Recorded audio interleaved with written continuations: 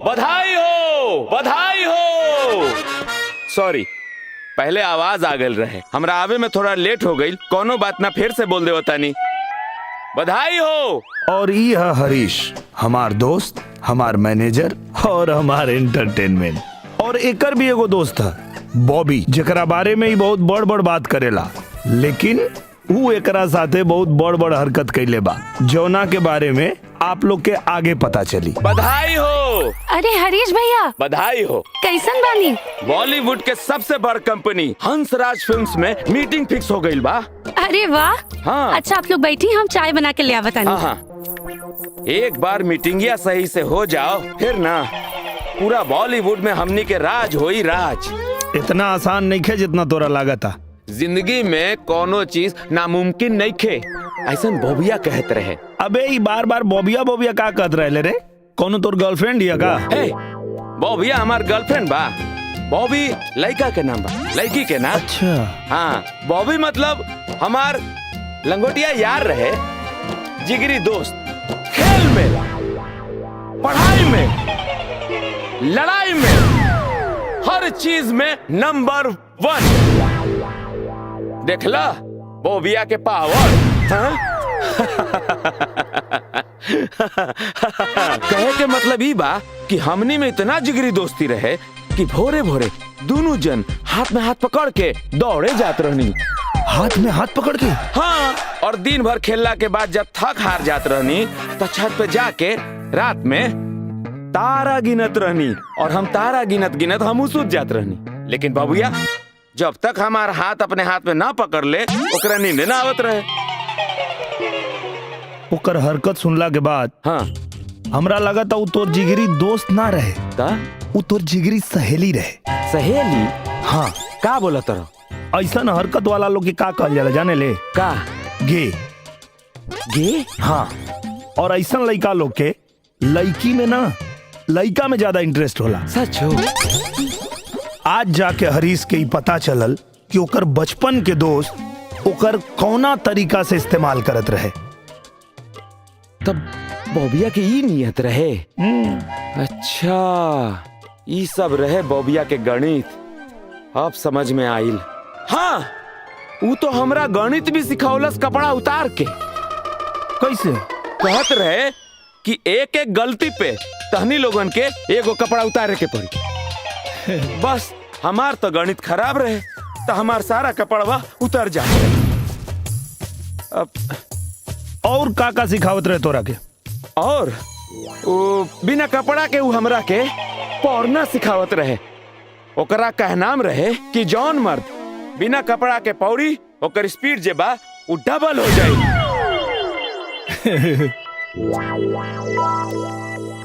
एगो बात बताओ, ये योगा में नग्न आसन होला का? फिर तो स्त्रीलिंग आसन भी ना होत होई। अब हमरा के सब समझ में आ गइल बा। हर मच्छर बॉबिया के हमरा पिछवाड़ा पे काहे लौकत रहे। अरे देख कैसे तोरे बॉबिया के पावर फेल भाई। तहरा तो हंसी छूटा था, हमार सारा बचपन बिना कपड़े में बीत गई और तहरा हंसी आवता। चाय ना चाय भाभी जी, चाय कैंसिल। का भइल? ना चाय। अरे छोड़ी ना भैया, कमी तो उनकरा में रहे ना। हाँ हाँ हाँ, ओकरे में बा। आप काहे इतना चिंता करत तानी? आप गे बानी? हरीश गे बा? अरे ना माई, हरीश भैया ना, वो तो यहाँ के। अरे बा, दामाद जी गे बा? अरे भगवान! अरे का माई? भगवान! अरे माई बात। अरे माई चुप रहो। अरे अब का चुप रहे? अरे सुनो तो हम का कहता नहीं। अरे कुछ सुना लिखे पढ़े के जरूरत नहीं के। अरे हमार बात तो हमरो समझ में आ गल कि तोरे आज तक बाल बच्चा काहे ना भइले। अरे चुप हो जा माई। हरीश भैया के बचपन के दोस्त गे बाड़े। अच्छा ठीक बा। अरे हम तो यहाँ खाली तोहनी के गुड नाइट कहे आल लिया। हाँ। घर में अपने समस्या ना है तो कुल ठीक है। गुड नाइट है। Good night. Good night. अरे बाप रे। भैया आप ई सब छोड़ी, एगो अच्छा लड़की देख के फट से शादी कर ली। एकदम बढ़िया आइडिया बा। भाभी जी हमनी ना डिस्को में चलल जाओ, ओजा सुंदर सुंदर लड़की लोग होई, तो जौना लड़की के रउआ पसंद कर लेबू ना, हम ओकरा से बियाह कर लेब। भैया हम ना जा पाए। डिस्को में इतना शोर शराबा रहेला, इतना भीड़ भाड़ रहेला, नशा में धुत लोग, ऐसन माहौल में हमार दम घुटेला। हमार बीबी के डिस्को में दम घोटेला। ई के है जे डिस्को में दारू पी के खूब लोटेला। अब आप लोग ही सोचत हो कब कि के है हमरा बीबी के जुड़वा, या हमरा स्वर्गवासी ससुर जी के साइड बिजनेस, या फिर प्लास्टिक सर्जरी। इस सब के बारे में आपके आगे पता चले। तब तक ई गाना के मजा ला लो। नीरू बस कर रहे दा, कितना पी लूं? देखा सब लोग जा चुकल बा, खाली कुछ बदमाश लोग यहाँ बाचल बा। चलो यहाँ से। ना हमके और ही पिए क्या। वेटर अरे देखा बहुत देर हो गई बा। अभी कहाँ, अभी तो रात जवान बा। द नाइट इज स्टिल यंग। वैसे ना बोल। अरे छोड़ो ना, हमके पिए के बा।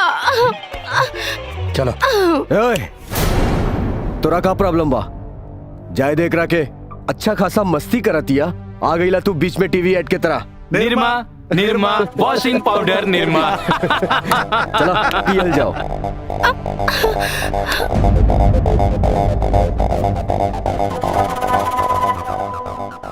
जो जाके अपन काम कर। यह हमार काम बा। अच्छा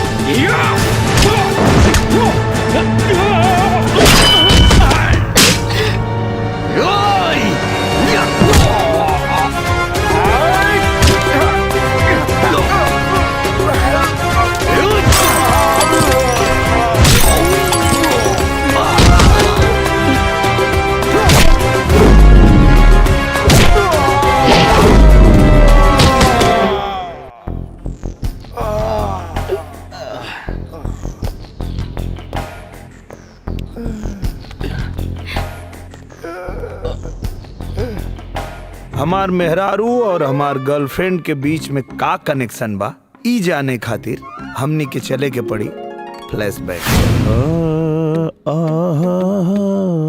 जब हमार मेहरारू अंजलि हमके पहला बेर मिलल रहली। अरे यार वो लड़किया तो हमरे और ताकतिया। हाँ साले सब लड़किया तोरे के ताके ली सा। अब कब की तोरा के देख के मुस्कुराती है। हाँ हाँ मुस्कुरातिया। अच्छा अब कबे की तोरा लगे चल के आवती है। हाँ हाँ ahoतिया। तब तोरा से आके बतेबो करी।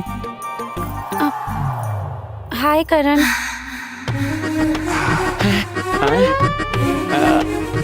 अरे ई करण ना, ई तो हरीश है। ओह गॉड, ये कितना हैंडसम बा। हम अंजलि, मिसेस सिंह के बेटे। अच्छा तो बैठी ना।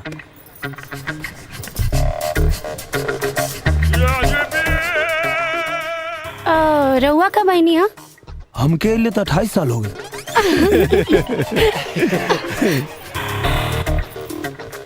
तो रउआ हमरा बारे में का जानल चाहता नी? सब कुछ।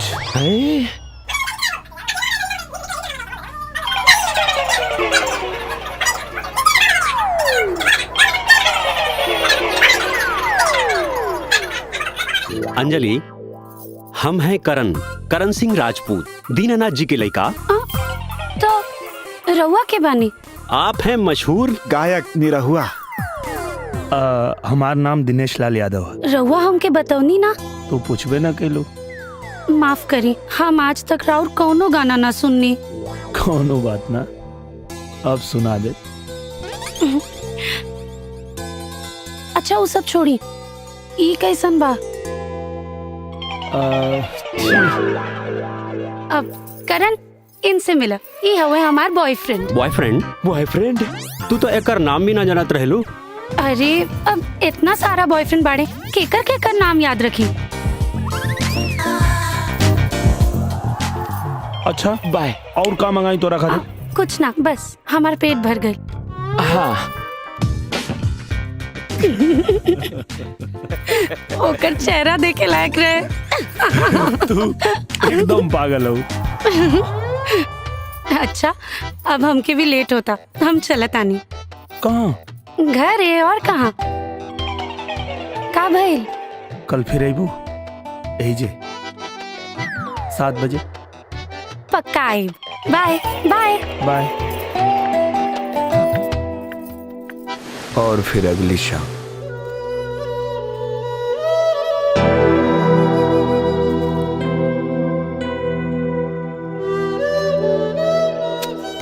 सात से 8 बजे।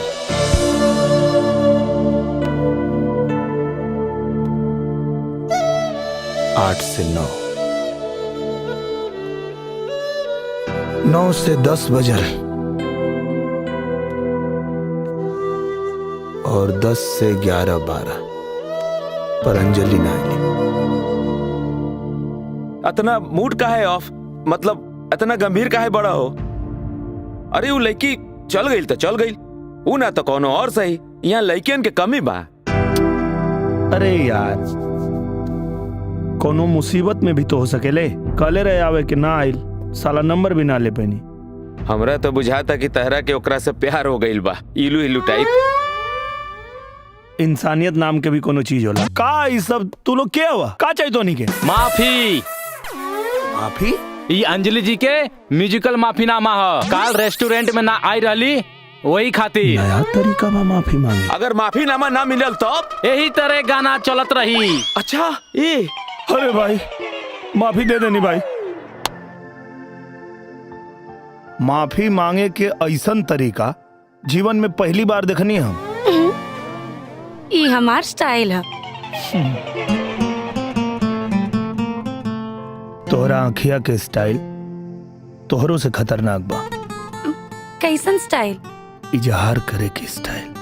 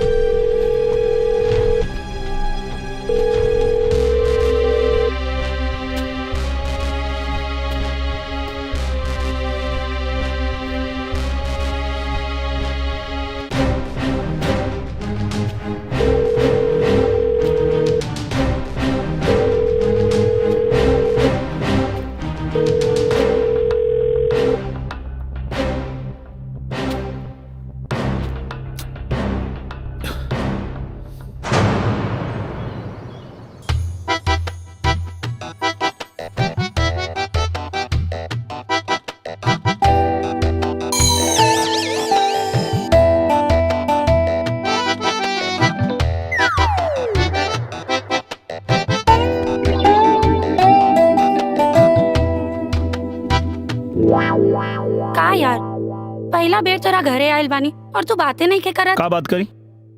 काल 10 कॉल के लिए रहनी तो के, पर नो रिप्लाई। 10 ना, पूरा 32 मिस्ड कॉल रहे। देखा मजाक मत करा। ई बताओ कल कहाँ रहलू तू? हमके माफ कर दो, हमके पता ना का हो जाला।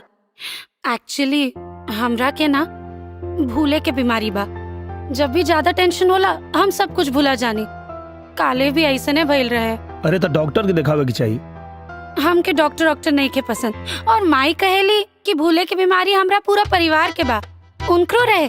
लेकिन शादी के बाद वो एकदम से ठीक हो गईली। अरे तो तू शादी कर ला। हम केकरा से?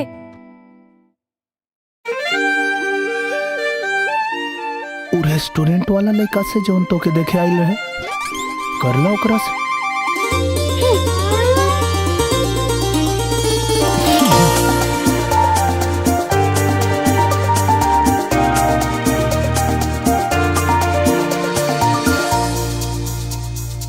ओकरा से ना करबू त हमरा से कर ला।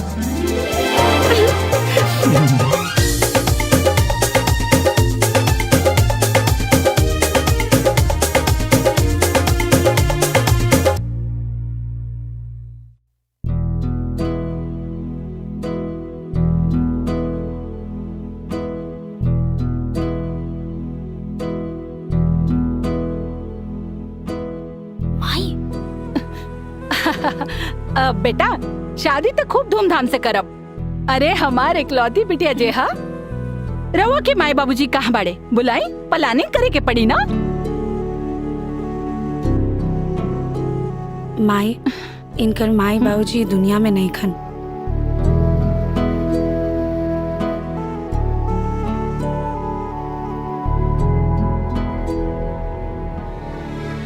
बेटा बाप के तब पता नहीं खे, बाकी आज से हम तो हर माई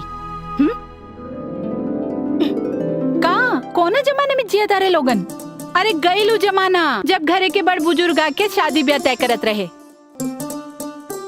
मॉडर्न बना हमरा जैसन।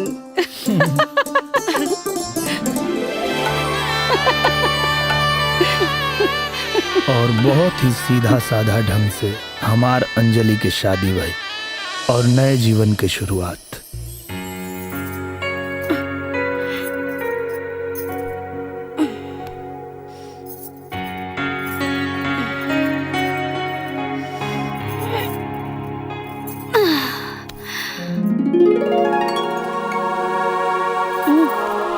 उठी।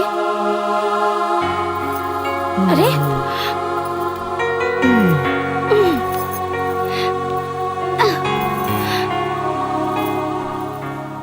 का इरादा बा, काम पर नहीं के जाए के?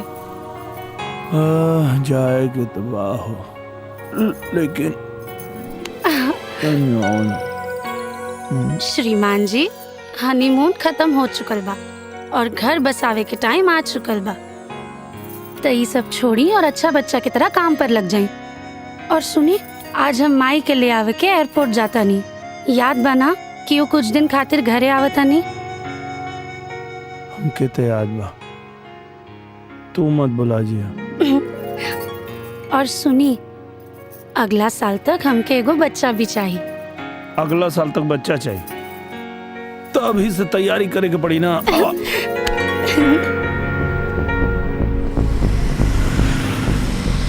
आलोक भैया बनाएंगे तो फिल्म तो अच्छी बनेगी, इसमें कोई दो राय नहीं है। राहुल भाई, हीरोइन के बारे में क्या सोचे? लड़की नहीं होनी चाहिए, मॉडल टाइप, सेक्सी। जैसे कि वो लड़की।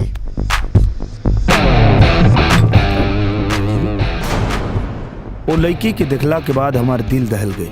कहीं ये हमार मेहरारू तो नहीं खे यहाँ और ये हालत में। हम जानत नहीं इनके आवत नहीं। हमार कदम आगे बढ़े के तैयार ना रहे। दिल जोर जोर से धड़के लागल और यह कहत रहे कि भगवान करे ये हमार मेहरारू ना होके। अंजलि, अरे यार, हमार नाम अंजलि ना, हमार नाम एंजल है। सुपरस्टार निरहुआ सर, रहुआ खातिर हम अंजलि का, अंजलि, एंजल, अंजू, आम्रपाली, कुछ भी बने खातिर तैयार बनी सर। आज हमार बहुत लकी डे है, काहे कि हमके एक ना दो गो निरहुआ दिखाई दे रहल बा।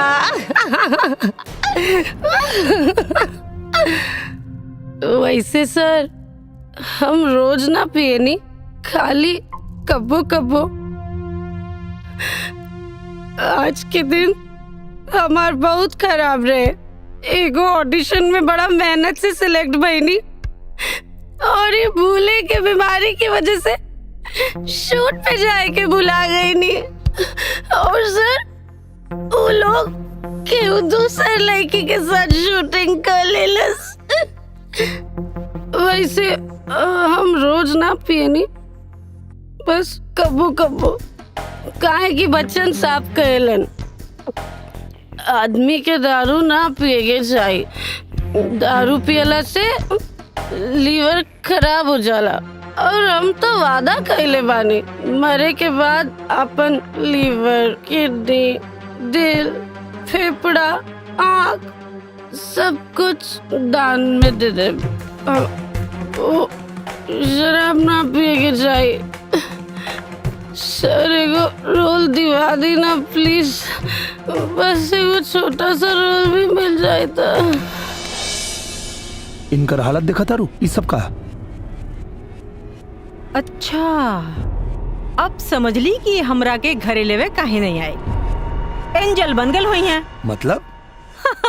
अरे बेटा जी, अंजलि कबो कबो एंजल बन जाले।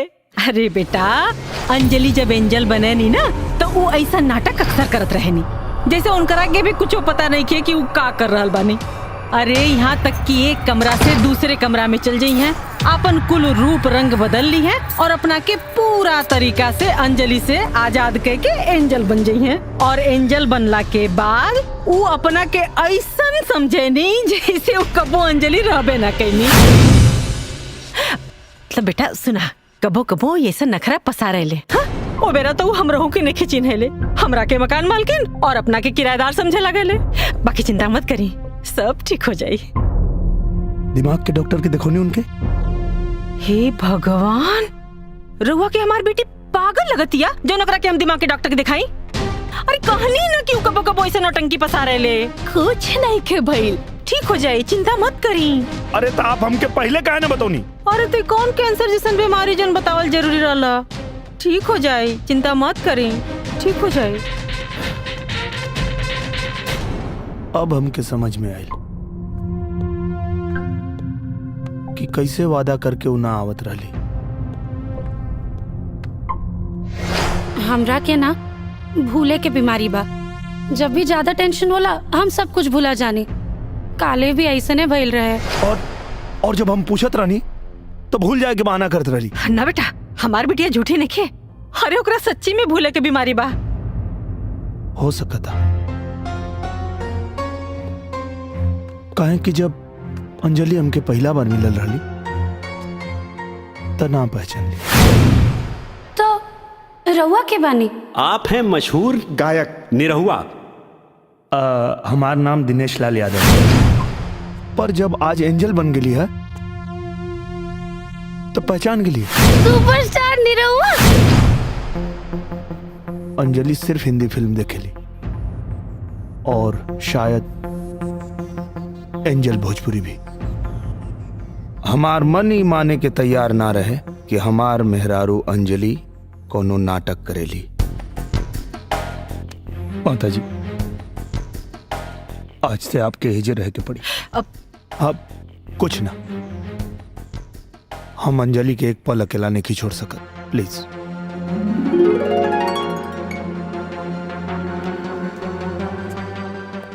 यही से अगले ही दिन हम अपना मेहरारू के डॉक्टर के पास लेके गए नी बहाना से। अंजलि ध्यान से देखा और डॉक्टर सम्मोहन के जरिए सच जाने की कोशिश कैले। ये एंजल तोहरा भीतर कैसे आई? याद करा अंजलि। और जोन सच सामने आई वो जनला के बाद हमरे तरह आप लोग भी दहल जाइबा। एंजल के का चाहिए? अंजलि, ई हमें तोहर नया मास्टर। हाँ? आज से तोरा के इहे ट्यूशन पढ़ाई हैं। अरे ये हमारे स्टूडेंट ना, ये तो हमार भांजी ही है, भांजी। और औरो तो हमार बहन है। अरे अरे एकरा के पढ़ावल तो हमार पहला कर्तव्य बा जी। एकरा के ना पढ़ाई तो केकरा के पढ़ाई जी। ऊ मास्टर बहुत गंदा आदमी रहे। रोज हमरा साथे गलत हरकत करत रहे। हम बहुत डरा गइल रहनी, बहुत घबरा गइल रहनी। हमरा में ना तो माई के बतावे के हिम्मत रहे और ना ही ऊ पापी मास्टर के रोके के हिम्मत। बस ये बात के फायदा उठा के पढ़ाई के बहाने ऊ रोज ये घिनौना हरकत करत रहे। तब हम अपना अंदर एंजल के पैदा कर लेनी, जे अंजलि से एकदम अलग है। वो अंजलि जैसन डरपोक ना, एंजल तक गुस्सैल और जिद्दी भी है। अब एंजल के बस वो मास्टर के मार के भगावे के रहे।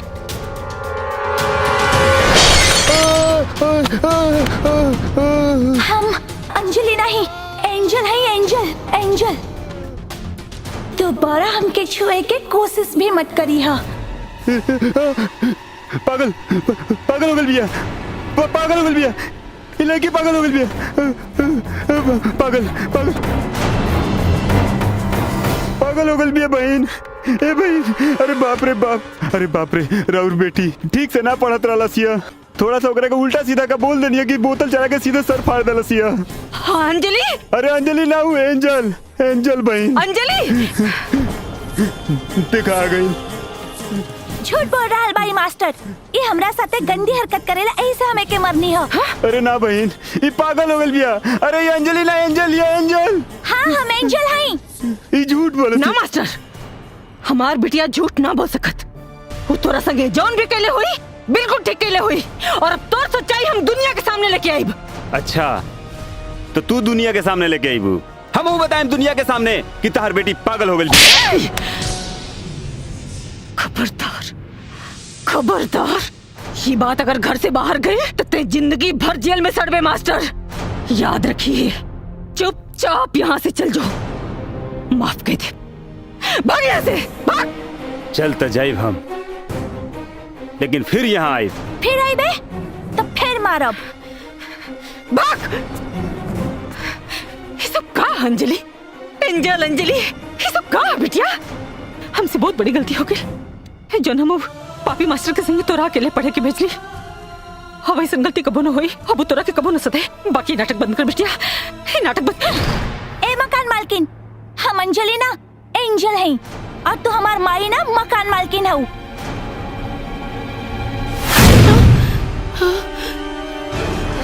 मास्टर अंजलि, फिर आ गई ले। छोड़ो अंजलि, क्या कर रहा है? गले रानी ना, अंजलि छोड़ो। ते फिर आई बे तो फिर मारा।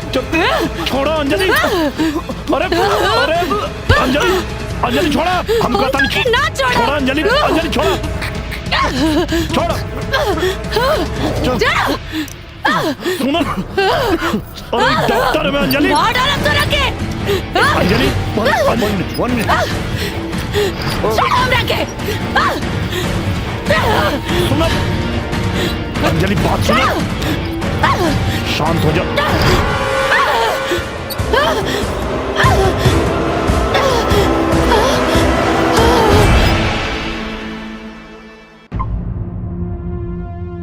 अंजलि अपन मास्टर से लड़े खातिर अपना से बिल्कुल अलग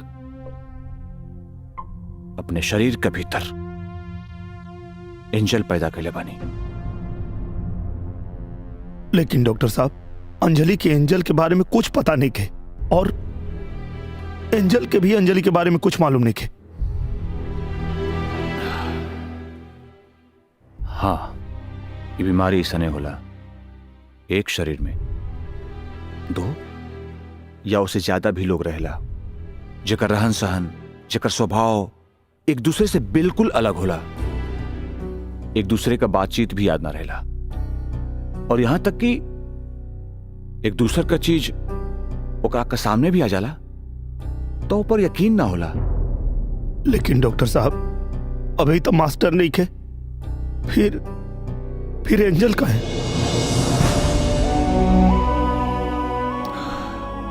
डर, शायद डर, मास्टर के लौट आवे का डर की वजह से अंजलि के शरीर के भीतर आज भी एंजल पड़ी, जे कबो भी आवाज याद रहेली। एक कर इलाज का डॉक्टर साहब।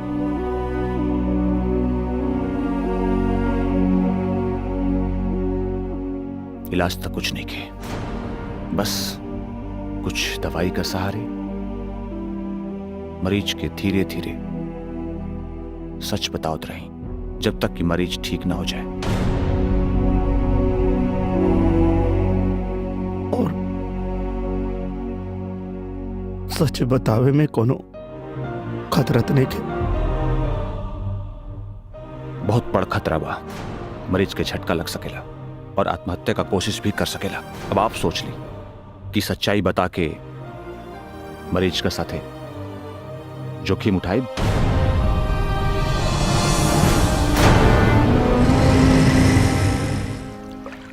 हमरा के अब सब समझ में आ गई, भाभी जी के अपरिचित फिल्म के हीरो वाला बीमारी बा। वैसा नहीं कुछ बा यार। तारा लगे दुए गो रास्ता बा, या तो अंजलि भाभी के साथ है जियो या तो उनकर साथ छोड़ दो। छोड़ नहीं की सकत यार, बहुत प्यार करे नहीं उनका से, हमेशा उनके साथ ही रहा, सुख में भी दुख में भी और बीमारी में भी।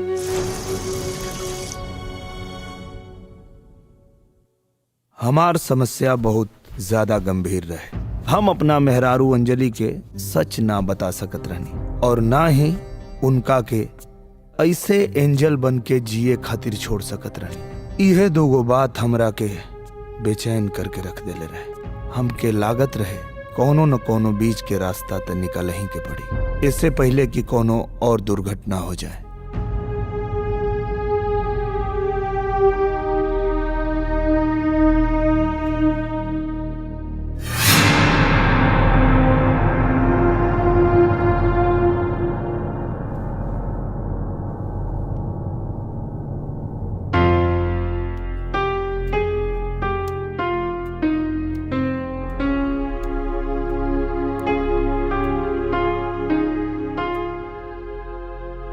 का भइल? कुछ ना। माई कुछ कहनी है का? तो हमरा से कोनो गलती भइल बा का? अरे ना, वो जोन फिल्म करे के बना ओकरे कहानी के बारे में सोचा था। अच्छा, मालूम बा जब आप सोच में डूबल रहेनी तब बहुत सुंदर लागेनी। हमरा के आपके जैसा नहीं एकदम सुंदर लड़का चाहिए। ना, हमरा के तोहरे जैसन एगो सुंदर बेटी चाहिए, बस ओकर आँख हमरे जैसन होके की चाहिए। काहे? हमरा आँख में कोनो प्रॉब्लम बा का? अरे ना, हमार मतलब वो नहीं के। ना, कोनो प्रॉब्लम हमरा में ही बा, यही से हम आज ले माई ना बन पवनी।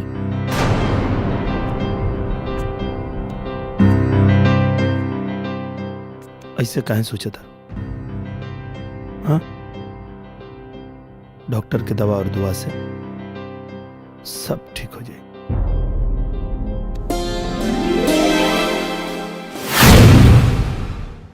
रब ने बना दी जोड़ी, देखते देखते हमरे दिमाग में एगो आइडिया है। माताजी कुछ बात करे करे आपसे। बोलिए बेटा जी। देखिए, हमके एक बात की बहुत नाराजगी बा। का? आज ले आप हमके दहेज में कुछ न देनी।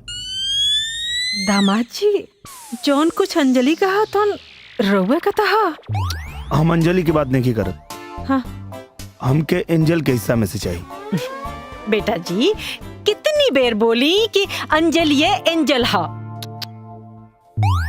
दरअसल आप जौना के अंजलि के नखरा समझेनी, वो एगो बीमारी है। और अगर आप चाहता नहीं कि हम उनके लेके डॉक्टर के लगे ना जाएं, तो एंजल से हमारी दोस्ती करवा दी। ला ला ला। बिटिया, हमरा के तोरा से केहू के मिलावे के बा। केकरा के? चला मिलाई। आवा।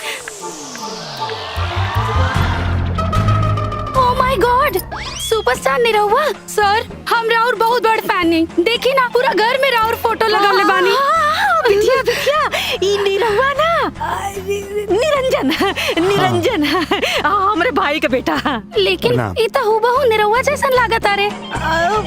लेकिन आंटी, पहले इनकरा के कबू देखनी ना हम। कहा ना बेटा कि अपने पापा के साथ रहत रहा ना पटना में। पटना में ना, तो ई अब आज से हमरे संग रही है।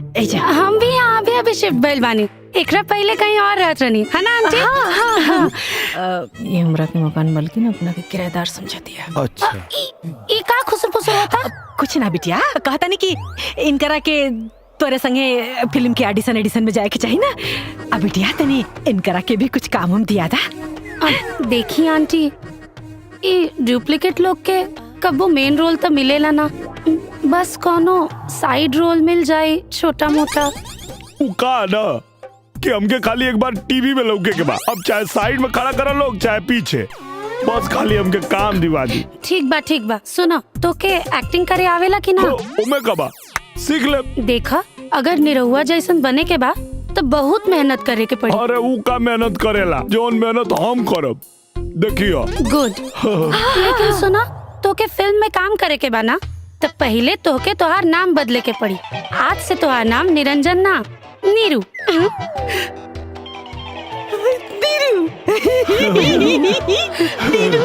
अपना मेहरारू अंजलि खातिर हम निरहुआ रहनी और एंजल खातिर बन गनी नीरू, और उनका से दोस्ती कर लेनी ताकि उनकर ख्याल रख सकी।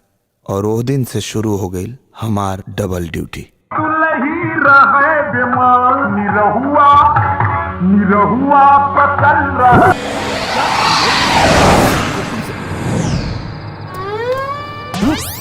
मैं इंस्पेक्टर घोबले हूँ।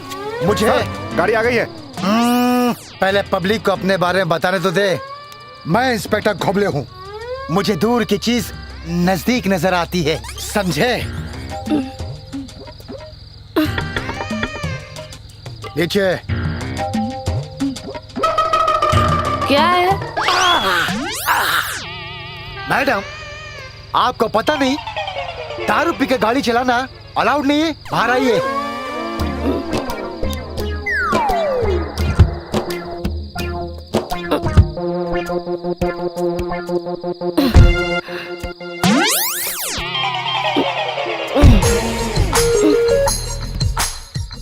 मुंह खोलिए। अरे मैं क्यों मुंह खोलूं? आपके पास तो दारू चेक करने वाला मशीन कहाँ है? वो था मैडम, लेकिन कहाँ गया पता नहीं। खैर छोड़िए, आप मुंह खोलिए, मैं ऐसे ही चेक कर लेता हूँ। देखो क्या कर रहे हैं इंस्पेक्टर साहब? आपको दिमाग नहीं है? ऐसी हालत में आप मेरी वाइफ को रास्ते पे खड़ा कर दिए। पता है आपको इनकी हालत आपको पता है? अभी तो ये अचानक। अरे बाप रे बाप। अरे छोड़िए इंस्पेक्टर साहब, डाले तुम क्यों खड़ी हो? जाओ जाके गाड़ी में बैठो। जाओ जाओ जाओ जाओ जाके गाड़ी में बैठो। अब संभाल के।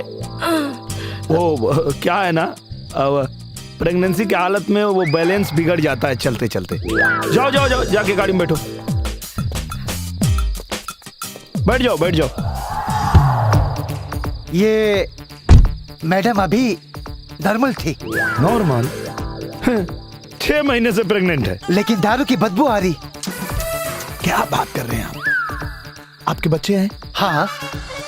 तो बीबी भी होगी? नहीं। हाँ है। तो आपकी बीबी प्रेगनेंसी की हालत में दारू पीती थी? हाँ। नहीं नहीं नहीं नहीं नहीं नहीं। वो क्या है, ऐसी हालत में दारू पीने से बच्चा कमजोर पैदा होता है। हाँ? मेरी बीबी कैसे दारू पी सकती है?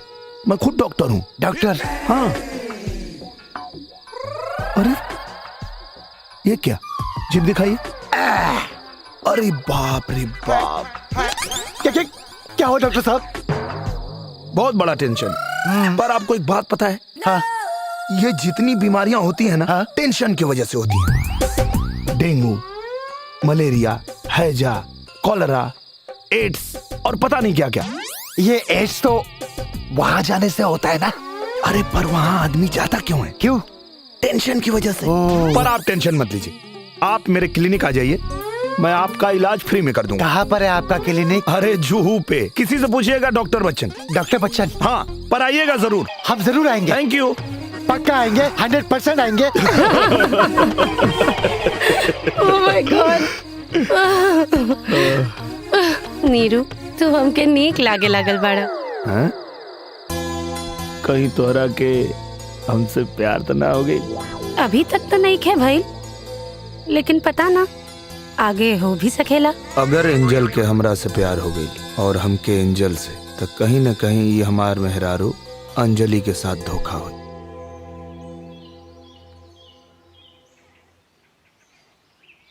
सोना, बाबू, चलो उठा, उड़ जा उड़ जा उड़ जा उड़ जा उड़ जा उड़ जा, चलो। शाबाश, ला दवाई खा ला। रहुआ के कैसे पता चल जाला हमरा सर दर्द के बारे में? जानू, जब प्यार हद से ज्यादा बढ़ जाला ना, तो सब पता चलेला। का हो, का बोला? एक काम कर, तू ना आराम कर। हंसराज वालन से मीटिंग बा, हम मीटिंग का क्या होता नहीं, कह देव कि तू शूटिंग में बिजी बड़ा। ना यार, चलो तानी हमू वैसे भी 1 घंटा की ब्रेक बा। फिर से एंजल? हाँ यार, सवेरे 4 बज गई। हमरा तो लागत है ना कि अंजलि भाभी के सब कुछ सच सच बता देवे के चाहिए, न तो तहरा अब इलाज की जरूरत पड़ी। ठीक है न बा, बिना कसरत के वजन घट रहा बा। तहरा मजाक सुझता, हम मजाक नहीं की करत, वजन नहीं खे घटत। अब ये हाल रही तो तहार सेहत पर बहुत असर पड़ी। हाँ यार, लेकिन नहीं बता सकत। पता ना अंजलि सदमा बर्दाश्त कर पाई है कि ना, और हम उनके खोवल नहीं की चाहत। जैसे चला था वैसे चले था। ठीक बा। और अब वो हमार जीवन साथी बाड़ी, उनका के खुश रखे खातिर हम ये सब जीवन भर कर सकता नहीं। हम एक हिंदी फिल्म बना रहे हैं जो बिहार बेस है, इसलिए हम चाहते हैं कि हम बिहार के सुपरस्टार को इसमें हीरो लें। बॉबी, ये है हरीश के बचपन के दोस्त, नंबर 1 वाला। हरीश! बॉबी! ओहो, आफ्टर लॉन्ग टाइम। आप एक दूसरे को जानते हैं? अब बचपन से। मच्छर? हाँ। ये मच्छर हमेशा तुम्हारे पीछे क्यों पड़े रहते हैं? Naughty, naughty, very naughty. ये बॉबी हमें सही पकड़े हैं। बॉबी मतलब खेल में, पढ़ाई में, लड़ाई में, हर चीज में नंबर 1। देखला बॉबिया के पावर। का भाई बॉबिया के याद आवता? सब ठीक बा ना? अरे सब ठीक बा, हमरा का भाई? फिल्म के हीरो तो तू बड़ा। अब बचपन के बाद बचपन में ठीक रहे, अब 20 साल हो गई। हम तय कर ले बानी बॉबिया से ना, मतलब काम से काम रखे के बाद। तू न काम से काम रखबा, आऊ मतलब हाथ पे हाथ रखी, होठ पे होठ रखी, और पता न कहाँ कहाँ का रखी। लेला मजा फ्री में जो मिलता है। फ्री में तो तू मिलता रहा बॉबिया के। 20 साल के प्यास बुझाई बॉबिया। अरे नाम मतलब ओकर नाम सुन के हमार फटता है। अभी ऐसे जी, अभी ऐसे जैसे तहार सास के नाम सुन के तहार फटेला। अभी सोचा कि तहार सास काल का करे वाला बाड़ी। का भइल, फाट गईल? इनकरा खातिर तो हम स्पेशल मुरई का पराठा बनौले बनी। हाय हाय हाय, ला खा। बस बस बस। अरे ऐसे कैसे बस? अरे यो खा। अरे कितना खाई? खा बेटा, बस हो गई।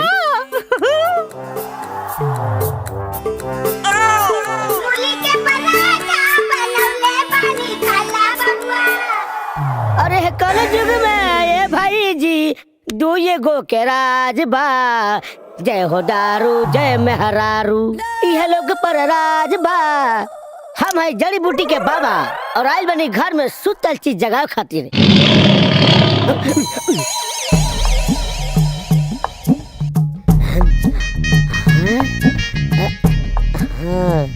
ये है लड़की के बाल।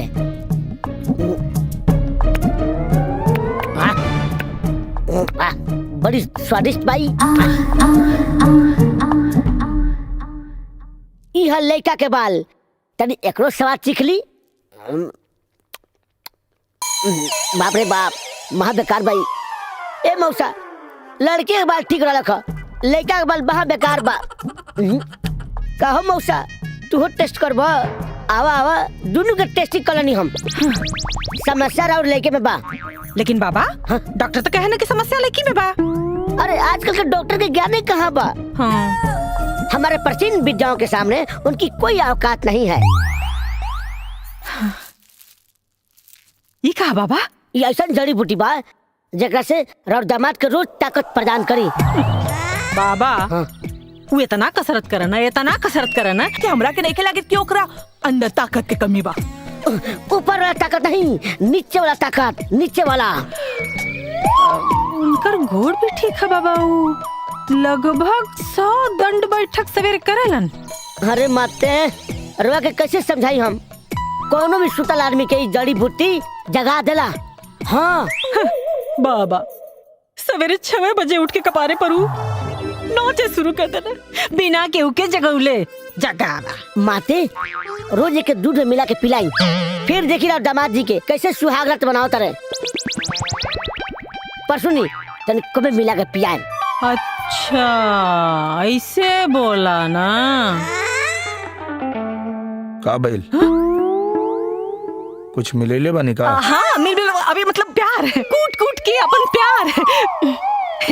एक और बस हो गई। अरे बस 4 पराठा देखिए हड्डी हड्डी लौकता बेटा जी। एक और खाली ना बस हो गई। अब बस अच्छा एक काम करा इली ई टिफिन एक लेके जाए, बैठ के आराम से जब फुर्सत मिले ना अकेल खाब, एकदम अकेल खाब लेकिन खा ले। टिफिन भी तैयार बा।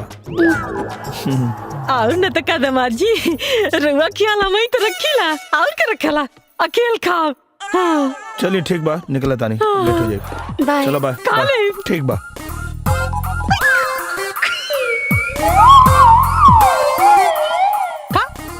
पराठा खा। सर सीन ई बा कि मीना जी रोवा से अलग होके जी ना पौली। अच्छा अब वो मर गई बाड़ी।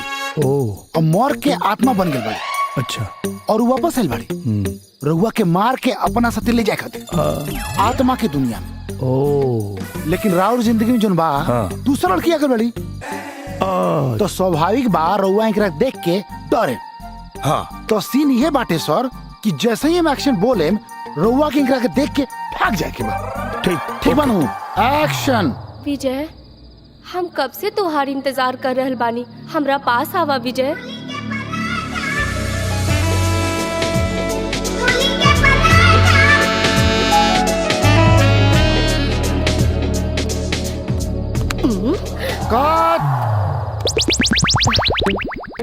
सर हम रउआ के बोलनी है आपके इंकरा के देख के भागे के बा। ई भूत बाड़ी। अच्छा भागे के बा। रउआ इंकरा के गला लगा लेनी है। ओके सर रेडी। फिर से करिए। ठीक है सर। एक्शन।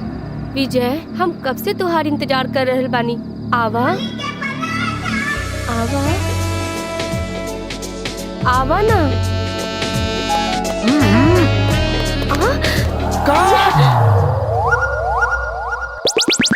सर रउआ का करत नहीं? हम कहनी है कि रउआ इंकरा के देख के नु भागे के बा। जब भी रउआ के बुलावत रउआ गला लगा लेनी है। अच्छा रउआ ये बुलैहन अगर पीछे से पकड़ी था? अरे ना सर, ना हेने से ना होने से। अच्छा पकड़ हेने से? अरे सर पकड़े के है ये नहीं के पकड़ी मत। हाँ आई। ओके ओके चली हो जाए। एक्शन। विजय हम कब से तोहार इंतजार कर रहल बानी, आवा अपन मीरा के पास आवा विजय। आवा विजय आवा हमरा पास आवा विजय। अपन मीरा के पास आवा। आवा विजय आवा विजय।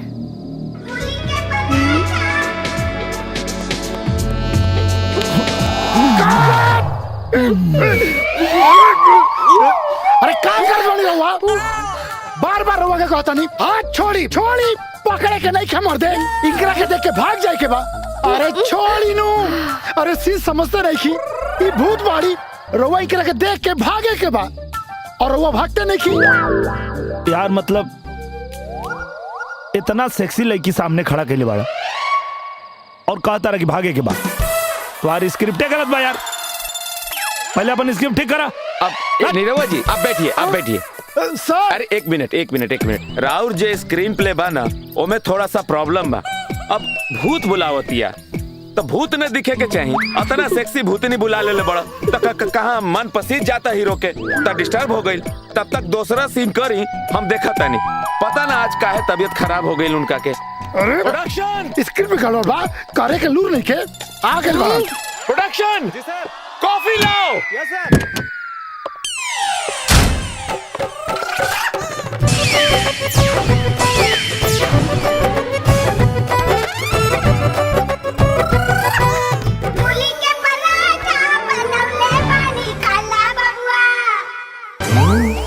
पराठे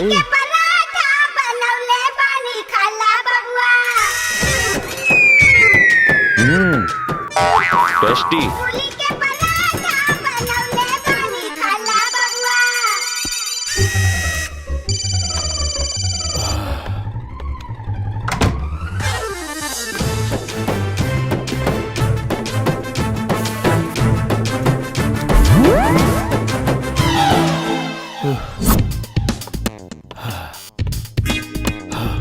अरे खड़ा का है बड़ा, आराम कर लो ना, बैठ जा थोड़ी देर। लागत खाना में कुछ गड़बड़ रहे। तहार नियत में गड़बड़ी रहे ना यार, वो हमार सासू जी के मूली के स्पेशल पराठा के कारनामा है। हाँ कारनामा तो रंग दिखा रहल बा, बस टाइमिंगिया थोड़ा गड़बड़ा गई। अरे यार समझ में नहीं के आवत, रोज कुछ न कुछ नया षड्यंत्र करत रहली यार। एक काम कर रहा ना, जाके अपने सासू माँ के सामने खड़ा हो जा और कह दा, बस माते बस अब और नहीं। हाँ बेटा मजाक कर ले, हर कुत्ता के दिन आवेला। अबे कुछ तो मदद कर। अरे हम का करी मदद, जो करे के बात अरे न करे के बा, वो भी अपना हाथ से। अच्छा बेटा दिखाई तो के। ना ना हमारा कुछ मत दिखावा, हमरा एगो जरूरी मीटिंग बा बबुआ के साथ, हम वही जाता नहीं। अरे का तोरा कहीं पसीना होता रे? एसी चला था। हाँ हो, एसी में पसीना चला था। पराठा खेलेगा? हाँ।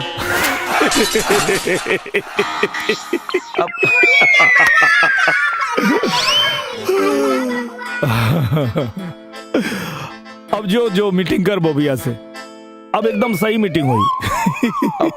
अंदर से कुछ हो रहल बा यार, क्या हो रहल बा? और बताओ अंजलि, सब ठीक ठाक चलता ना? हाँ यार सब ठीक है बा। ठीक है बा मतलब कहीं जिंदगी से बोर तो ना हो गए बाड़ू? अच्छा ये बताव, तोहार निरहू आजकल सटल रहता रे के ना? अरे कहत आनी ना सब ठीक है बा, अब तू बाल के खाल मत निकालो। कुछ बात तो जरूर बा। अरे अंजलि, कहीं तोहार निरहू के चक्कर कोनो और लड़की से तो ना हो गइल ह? ना ना, वो ऐसा आदमी बिल्कुल नहीं खन, वो तो हमरा से बहुत प्यार करेलन। बस कबो कबो मन उदास हो जाला कि काश हमहू माई बन जाती, तो हमरो दुनिया के सब खुशी मिल जाई। मिली। बिटिया ऐसे नहीं कह के, सब ठीक हो जाई। बस आज हम जब तोरा के कहब ना, तब तू दामाद जी के पास जिया। दामाद जी? अरे दामाद जी, अरे ये क्या करते हैं दामाद जी? अरे सारा खून उल्टा दौड़ जाई। अरे उल्टा दौड़ा था, यही से तो करा था नहीं, सारा खून नीचे उतर गइल बा।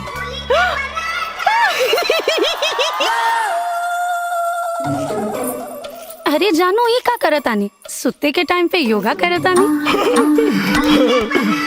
जान तू आगे लुड़ा, अब योगा करे की जरूरत नहीं है। चलो ना छोड़ी, हम बहुत थक गइल बानी, हमरा के बहुत नींद आवता। अरे प्लीज जान छोड़ी ना, आज हमार मूड नहीं खे। ऐसे कैसे मूड नहीं के? सुना ना, अरे तेरा माई के मूली के पराठा खातिर अब कबो मूली के पराठा ना खाए, अब कबो ना खाए, बस तू हो दो। बेटा जी टिफिन तो ले जा। 5 बार? अरे हाँ यार, इस सब सासू जी के मूली के पराठा के कमाल है। काल रात ऐसा लागत रहे कि हमारा अंदर के और घुस गइल बा। केहू और? हाँ, जैसे कोनो जानवर और हम अपने पे कंट्रोल न कर पाई। हम समझ सकीला यार, तहरा सासू माई के मूली के पराठा के शिकार हम हो गई बानी। तहरा लगे तो अंजलि भाभी बाड़ी, हमरा लगे हम हमार तन्हाई। अच्छा तारा लगे बोबिया नहीं के? अब नाम मतलब होकर। अच्छा बतैले ना मीटिंग कैसन रहे तो नहीं की? Bobby Bobby Bobby Bobby my darling, oh my darling, I love you so much Bobby, love you too, you are my sweetheart। Harish, yes darling. आज बहुत मूड में हो डार्लिंग, क्या खा कर आए हो? मूली के पराठे। तुम रोज खाया करो। यस। अच्छा रहे, बहुत अच्छा मीटिंग रहे, सब ठीक रहे। हंसा जीन, हम पटना जाता नहीं। का करे पटना? अरे वो बॉबिया के शूटिंग पटना में ना बा। वाह यार, मतलब अब की होली बोबिया के साथ है।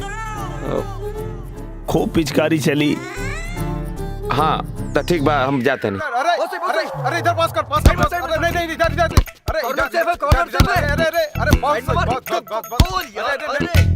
अरे फुटबॉल मैच सुना, हमरो के खिलाइबा लोग।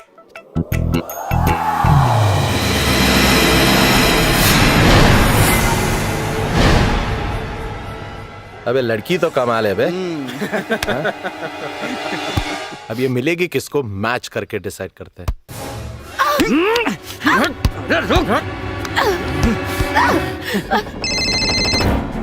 हाँ नीरू जल्दी आओ joggers park. Come on, team बहुत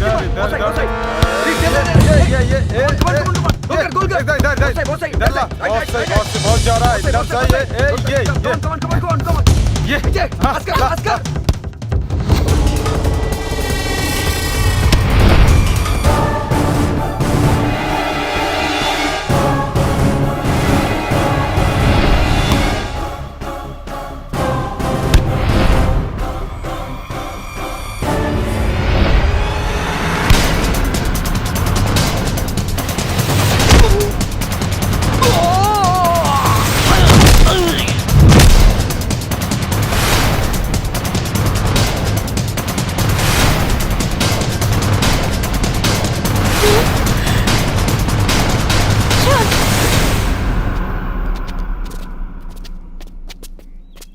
मैंने गोल मारा, लड़की मेरे साथ जाएगी। अबे शाणे, लड़की तेरे साथ तब जाएगी जब मैच खेलेगा। अच्छा मैच खेलोगे? चलो हो जा। जा अपनी टीम ले आ। मेरी टीम तो मैं अकेले हूं। मैं अकेले तुम में 6 गोल मारूंगा और लड़की लेके जाऊंगा। तुम 6 मिलके 1 गोल मार दिए तो लड़की तुम्हारी।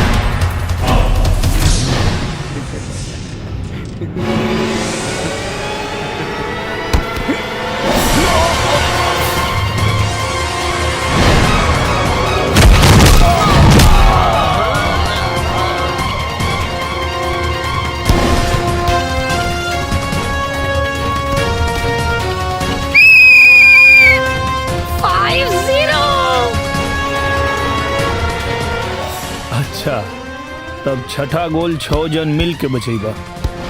चलो बचावा लो।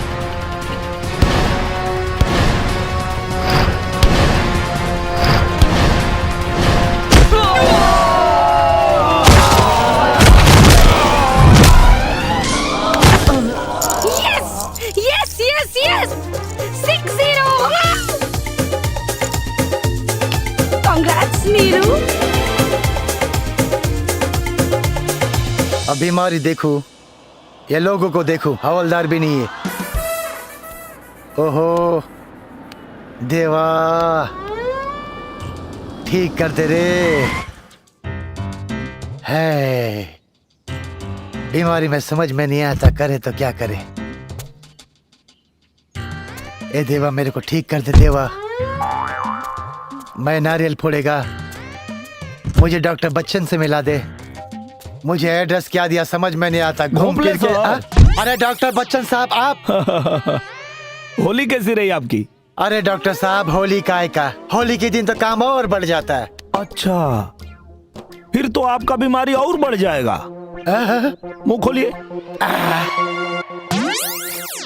हाय हाय हाय हाय, हो गई ना गड़बड़?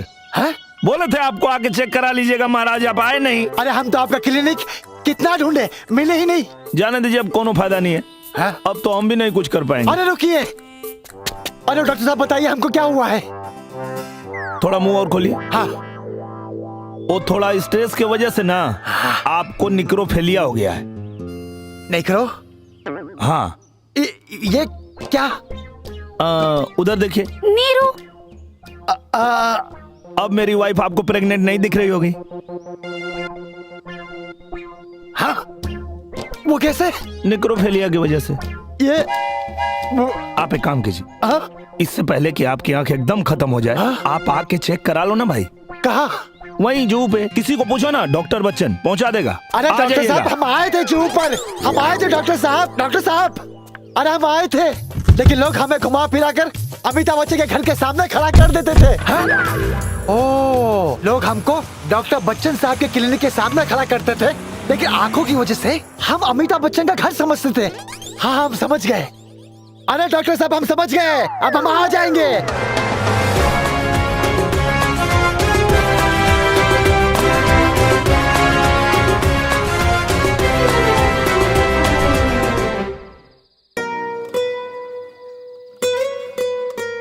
तो के पता बा, हमके हमेशा से एगो पागल लइका चाहत रहे, बिल्कुल हमरे जैसन, और तू एकदम वैसे नहीं बाड़ा।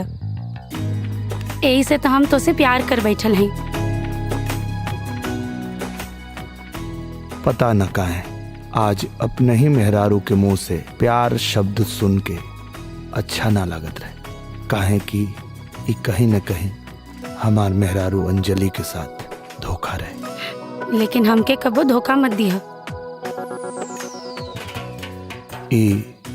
तू ही हो अंजलि, लेकिन एहसास अलग। ये उहे तना, लेकिन राहत अलग।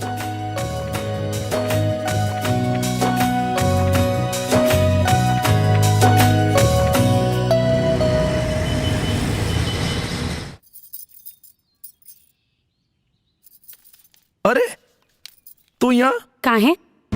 हम रउआ शूटिंग पर नहीं आ सके नी का बात करता रू? काहे ना आ सकता रू? कहीं भी आ सकता रू, कहीं भी जा सकता रू। तो चिहुक काहे गई नी? तू मंदिर जाए वाला रहलू ना? हम तो मंदिरे जाए वाला रहनी, लेकिन रउआ शूटिंग के बाद कहाँ और केकरा साथे जानी? हम कहाँ जाए सुना? और हाँ, केकरा साथे जाए? एंजल के साथे।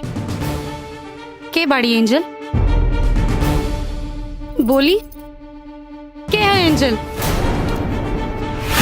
सच बतावे में कोनो खतरा तो नहीं थे? बहुत बड़ा खतरा।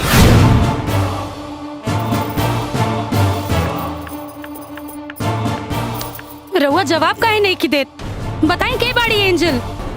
मरीज के झटका लग सकेला और आत्महत्या का कोशिश भी कर सकेला।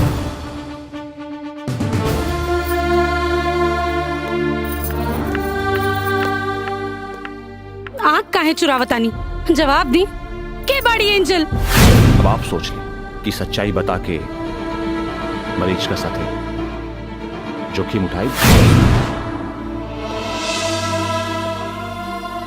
अंजलि स्वाति ठीक है कहत रहे, राउर चक्कर कौनो दूसर लड़की के साथ चला था।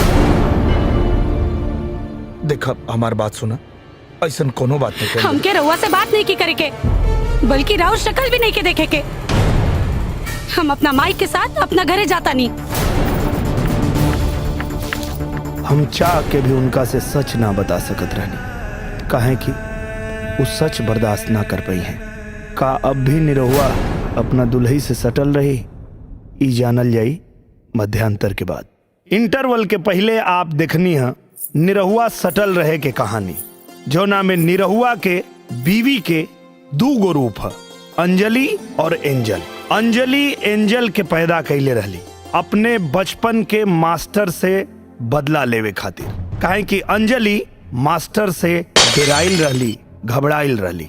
मास्टर तब बचपन में चल गई, लेकिन मास्टर के लौट आवे के डर से मास्टर से लड़े खातिर अंजलि के दिमाग में एंजल हमेशा जिंदा रहली और वो कभी भी आ जात रहली। हम अंजलि के सच्चाई कबो ना बता पौनी, एह डर से कि कहीं इस सच्चाई के सदमा से अंजलि के कुछ न हो जाए। अब हम अपने मेहरारू के दूसरा रूप एंजल के ऐसा ही छोड़ त ना सकत रहनी, एह लिए हम अपने अंजलि के दूसरा रूप एंजल के जीवन में एक नया रूप लेके एंट्री लेनी, नीरू बन के। और कमाल के बात तई है कि एंजल के नीरू से प्यार भी हो गई। और जब यह बात के खबर हमरा बीवी अंजलि की चलल कि हमरा जीवन में कोनो और लड़की बा जेकर नाम एंजल है, जेकरा बारे में वो कुछ ना जानत रहली, तो अंजलि हमरा से सारा रिश्ता तोड़ देली। हम अंजलि के ही बता भी ना पावत रहनी कि जौना एंजल से हमके प्यार भइल बा वो अंजलि के ही दूसरा रूप है। अब आगे देखी सबे।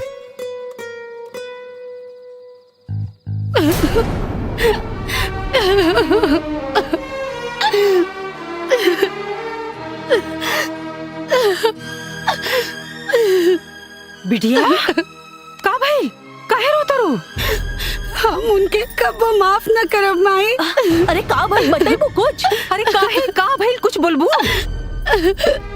माई उनकर कोनो दूसर लड़की के साथ चक्कर चलता। हे भगवान, दवाई का डोज कहीं ज्यादा तो ना हो गई?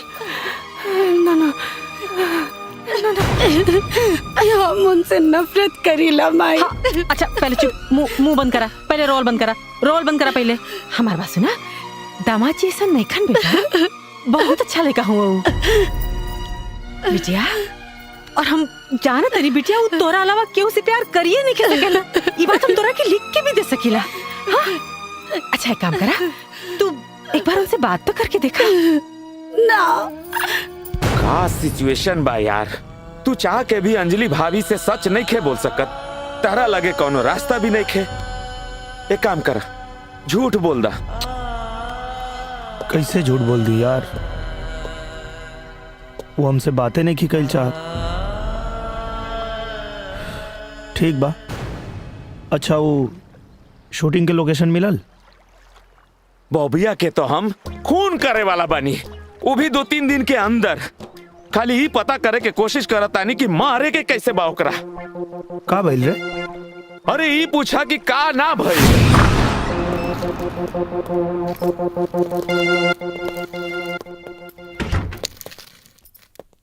हरीश, ये है अपना शूटिंग के लोकेशन।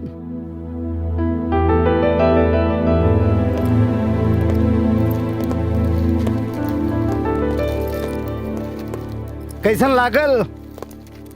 बढ़िया बा। बाकी लोग कब आई? बाकी लोग सुबह ही हैं। सुबह? तब हमहू सुबह आ जाता नहीं, होटल में रुक जाता नहीं। हरीश, तू क्या चाहता रहा, शूटिंग हो या ना हो? अब मतलब ये कि बात तो सिर्फ रात भर की है। हाँ राते भर के तो बात बा, काले तो सब आइए जाइए हैं। तो हम फ्रेश हो जाते नहीं। वेरी गुड, वो सामने वाला कमरा आपका है। अच्छा okay okay, all the best. Thank you thank you. कुत्ता यस नल्ला हकारे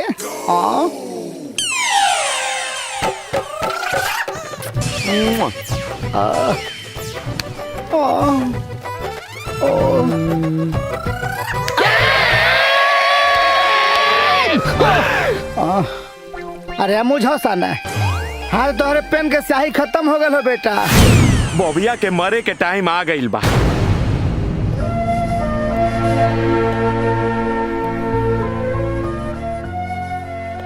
चल फिल्म छोड़ देता नहीं ना हाँ फिर तो उसे मिले की जरूरत ना पड़ी यार। ना ना ऐसन मौका बार बार थोड़ी ना आवेला। हम ठीक बानी। हमरा खातिर ये का कम बा कि हमरा के तू दोस्त समझाता रहे खातिर घर देले बड़ा। फिल्म छोड़े के जरूरत नहीं खे।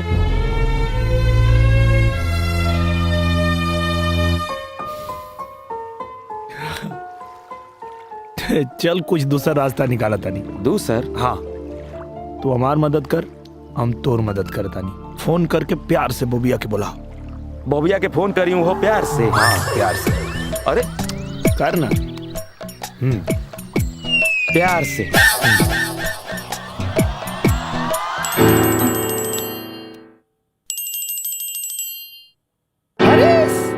हाँ बॉबी डार्लिंग माय स्वीट हार्ट माय बेबी माय डार्लिंग टेल मी हमरा तहरा से मिले के बा।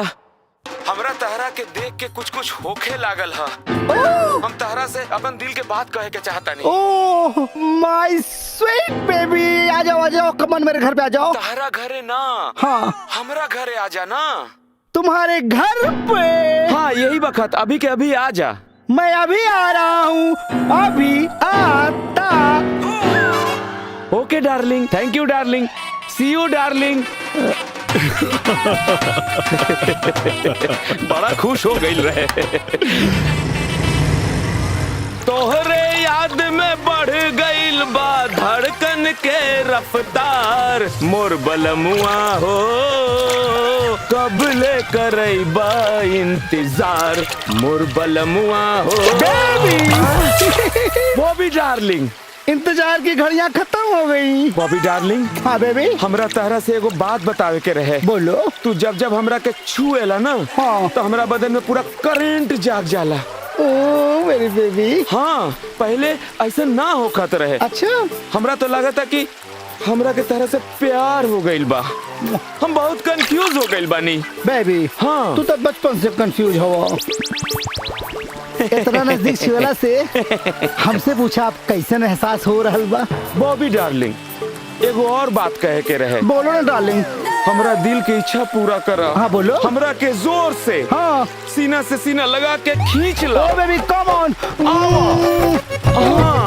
बॉबी डार्लिंग मजा आ गई बॉबी डार्लिंग। हाँ बेबी आज तो बहुत बॉबी अपने हनीमून में तो इतनी बेताबी नहीं दिखाई तुमने। अरे बेबी एक्चुअली बात यह है कि Shut up! मुझे तुम्हारी असलियत पे पहले से ही शक था। सही पकड़े हैं। आज तुम जो कुछ भी हो मेरी वजह से हो। वरना इस कंपनी के मालिक तुम नहीं होते। तुमने मेरा और मेरे डैडी का इस्तेमाल किया है। मुझे तो खुशी होती अगर तुम किसी लड़के के साथ होते, पर अफसोस लड़का अब तुम मेरे किसी काम के नहीं रहे। कल डाइवोर्स पेपर मिल जाएंगे, साइन कर देना। Baby shut up! मुझे तुम्हारी कोई बात नहीं सुननी। थैंक यू निरहुआ जी, आपकी हिंदी फिल्म धूमधाम से होगी। बेबी बेबी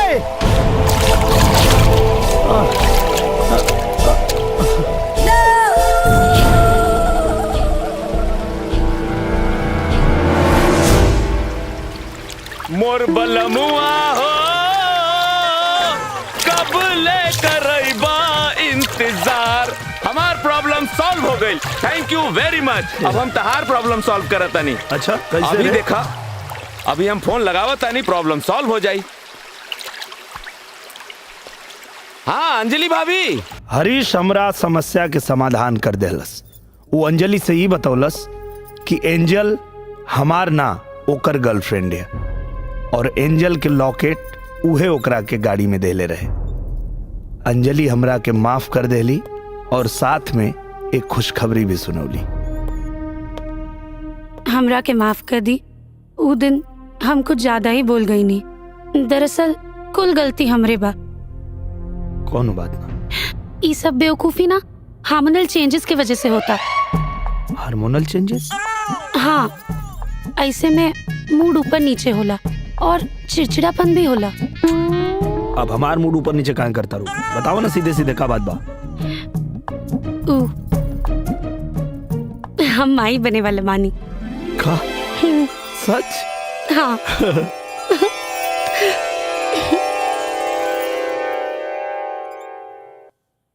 अंजलि माई बने वाली बाड़ी, मतलब एंजल भी।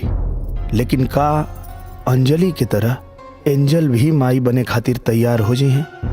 ये सोच के हमार खुशी घबराहट में बदल गई।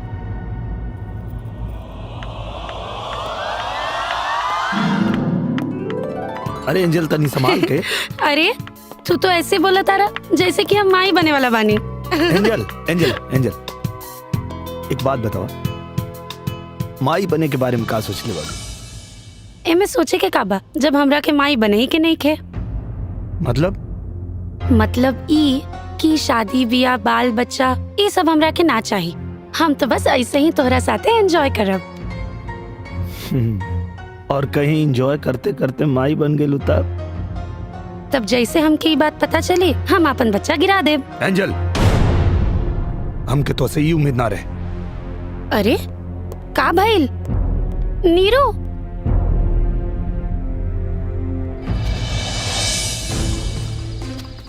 नीरू, अरे नीरू,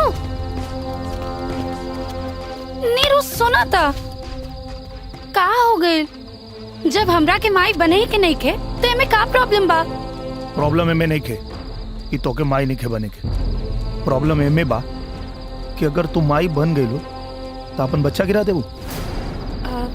हाँ, सच तो ये है कि तू माई बने के लायक नहीं खो। बिल्कुल सही कहा तारा। हम माई बने लायक नहीं की और ना ही तोरा साथ रहे लायक बानी। यही से आज के बाद हमरा से मिलना की कोशिश मत करियो। वक्त और हालात हमके ऐसने मोड़ पे लिया के खड़ा कर देलस कि हमके अपने बच्चा के अपने ही बीवी से बचावे के बा। और ये कैसे हुई हमरा नहीं के पता।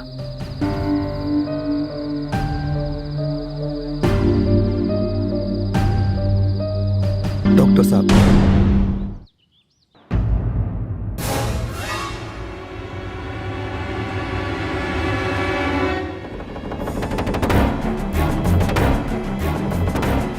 बेटा जी, ये पागलन की डॉक्टर के घरे में काहे बोलो रहा? काहे कि आप हॉस्पिटल जाए खातिर तैयार नहीं थी। अंजलि बच्चा चाहती है और एंजल ना। ये समझावे खातिर ई पागलन का डॉक्टर तोहर घरे आइल बा। हमार बेटी पागल नहीं के डॉक्टर। ओकरा बारे में ये सब बात बोल के समाज के सामने ओकर तमाशा मत बनावा। ओकरा कोनो समस्या ना हो, एकदम ठीक बा बस। हमू तो यह कहता नहीं कि अंजलि के कोनो प्रॉब्लम नहीं खे। प्रॉब्लम तो रउआ में बा। हमरा में का प्रॉब्लम बा? राउल प्रॉब्लम ई बा कि राउल के अपन बेटी से ज्यादा अपन इज्जत प्यारी बा, अपन मान अपन सम्मान प्यारी बा, अपन बेटी के कम और दुनिया के चिंता ज्यादा बा कि लोग का सोची, लोग का कही। रउआ खातिर ई बहुत महत्वपूर्ण बा। रउआ दुनिया के चलते अपन बेटी की बीमारी के ना अपन बेटी की नजरअंदाज के लगा। चली कोनो बात ना। रउआ के हिसाब से एंजल ना आई तो ठीक बा, लेकिन अगर कहीं एंजल आ गई और अपन पढ़ल पेट देख लेलस और बच्चा गिरवा देलस तो अंजलि के दिल पर बहुत बड़ा सदमा लगी और इस सदमा ओकर जान भी ले सकेला। और एक जिम्मेदार सिर्फ आप पर जाए, सिर्फ आप पर। डॉक्टर साहब, कुछ तो उपाय हो, टेम्पररी ही सही।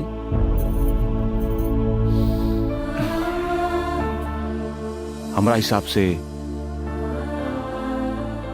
एक ही को इलाज बा। बच्चा गिरवा दो। नहीं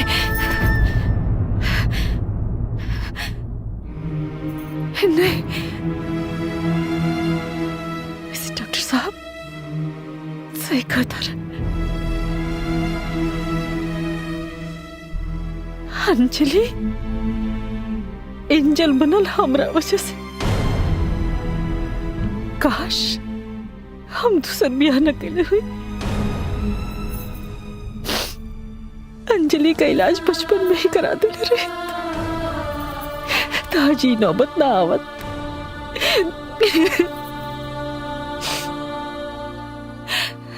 बाकी हम जोन भी कैली अपना बिटिया खातिर कैली। हम ना चाहत रही कि दुनिया वाला हमरा बेटी के पागल कर ना चाहत रही। बाकी हाँ समझ में आवता कि हमरा में और ये दुनिया वालन की सोच में कोनो फर्क नहीं है, कोनो फर्क नहीं है। बेटा जी रहुआ सोचो तो कब की रहुआ के हम धोखा देने ऐसा ना हो। बड़ बुजुर्ग कले रहना कि ब्याह के बाद सब ठीक हो जाए। हम वो के लगल कि सब ठीक हो जाए। बाकी हमार किस्मत देखी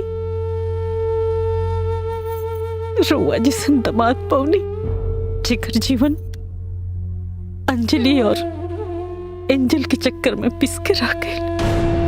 बाकी रुआ के मुंह से उफ तक ना निकलल। किस्मत वालन के ऐसा दामाद मिलला बेटा जी। माई कहीं ना कहीं गलती हमरो बा। हम सब कुछ जानते हुए भी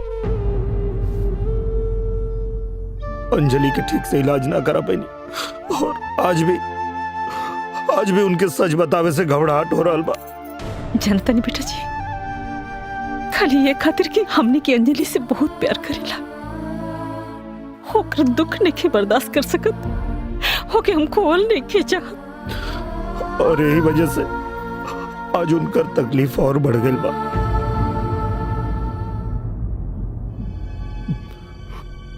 पर माई कबो कबो कठिन फैसला से ही सही फैसला मिलेला। लेकिन बेटा बच्चा गिरावे खातिर अंजलि कबू तैयार ना हुई। हमनी के उनके कैसे हो यकीन दिलावे के पड़ी कि बच्चा की डिलीवरी उनका खातिर जानलेवा हो सके। बिल्कुल ठीक, यही सही रहेगा। हम समझाए अंजलि के। अंजलि हाँ कहाँ जाते रहो? हम मॉल जाता नहीं, हमरे ढेर सारा शॉपिंग करे के बा।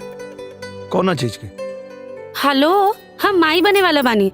रहुआ के तो कोनो फिक्रे नहीं खे। हमके तो लागता रहुआ खुश भी नहीं की। अंजलि कुछ बात करे के रहे तोरा से। का? वो डॉक्टर कहत रहे कि ये बच्चा तोरा खातिर जानलेवा साबित हो सकेला। तो हमके लगा था कि गर्भपात करा दिया जाओ। का? ई का कहता नी? रहुआ होश में तबानी? रहुआ जानता नी ना कि बच्चा खातिर हम कितना तरसल बानी? हमके पता बा, लेकिन हमरा खातिर तू ज्यादा महत्व रखे। बच्चा ना, लेकिन हमरा खातिर हमार बच्चा। सुना बिटिया तू बच्चा खातिर तैयार बाड़ू? हाँ पर काहे? काहे से कि ये डिलीवरी तोहरा खातिर जानलेवा भी हो सकेला। हम तोरा के खोल नहीं खिंचा। अरे तू हमार इकलौती लाडली हो ना। माई ई का हो गइल बा रउआ लोग के?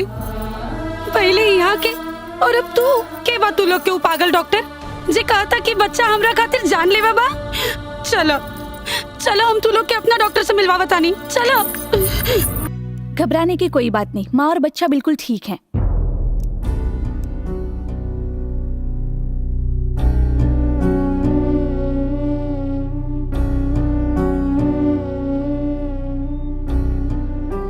हमरा के आपके जैसा नहीं एकदम सुंदर लड़का चाहिए। हमरा के तोहरे जैसन एगो सुंदर बेटी चाहिए, बस ओकर आंख हमरे जैसन होके के चाहिए। हम माई बने वाले मानी।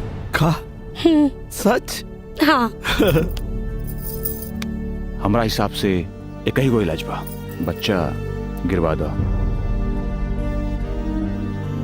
माई बने के बारे में का सोचले बाड़ू? एमे सोचे के का बा जब हमरा के माई बने ही के नहीं खे। और कहीं एंजॉय करते करते माई बन गेलू तब जैसे हमके ई बात पता चली हम अपन बच्चा गिरा देब। एंजल ई का ह? हरीश हमार बच्चा। बच्चा कहाँ बा? बच्चा ये देख। हाँ हाथ। हाँ हाँ। और ये पेट और पैर भी बन रहा बा। बच्चा अभी बहुत कच्चा बा। हरीश हमरा बच्चा के बारे में फालतू बात मत कर। बहुत प्यार उमड़ रहल बा बच्चा पे। 2 दिन पहले तो बच्चा गिरावे के बात करत रहलो। ना, हमसे ही अपराध ना हो। ये हमार बच्चा और ये जिंदा बा। हम एकरा मासूम दिल के धड़कन सुन ले बानी यार। धक धक धक धक धक धक। और तू हमरे बच्चा गिरावे की बात करता रे यार। अरे आइडिया तो तहारे ना रहे। खैर कौनो बात ना।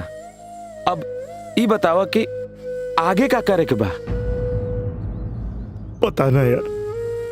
तो सबसे पहले अपन बच्चा के अपन मेहरारू से बचावा। मतलब ई कि जब अंजलि भाभी एंजल बन गई हैं तो दारू भी पी हैं, सिगरेटों पी हैं, डिस्को में भी गई हैं, तब तहार बच्चा खातिर ये अंजलि भाभी के दारू सिगरेट डिस्को बहुत खतरनाक बा।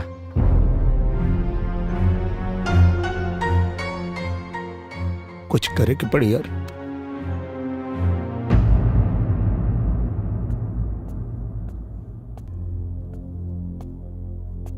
एंजल कुछ बात करे के रहे तो से। कहे सुने के टाइम बीत गए नीरू। प्लीज एक बार हमारी बात सुन ला, फिर तू कबो तो हम तो से कबो बात ना करो। और रात खातिर हमके माफ कर दो। हमारी इरादा तो के चोट पहुंचावे कि ना रहे। ये सब बात के का फायदा है? सुना तू जा यहाँ से, हमके लेट होता, हमके पार्टी में जाए के हो। प्लीज मान जा। हाँ, जाइबा कि ना यहाँ से? Please angel. Just go. ना मनबू? ना।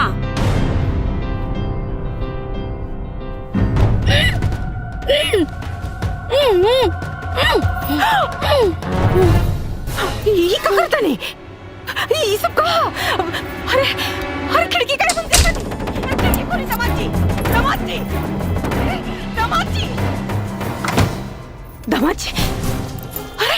अरे दामाद जी बात तो सुने। अरे बेटा जी अंजलि के बंद कहीं नहीं है। अरे अंजलि के ना, एंजल के बेहोश के नहीं। केहू के भी, लेकिन बेहोश कहीं नहीं है।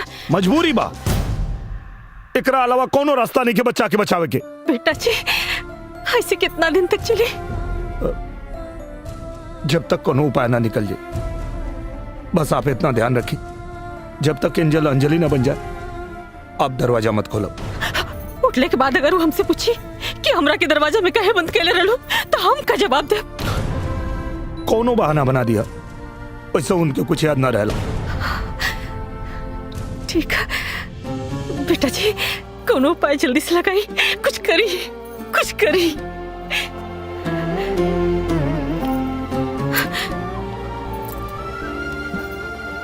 हम कुछ उपाय सोचा था।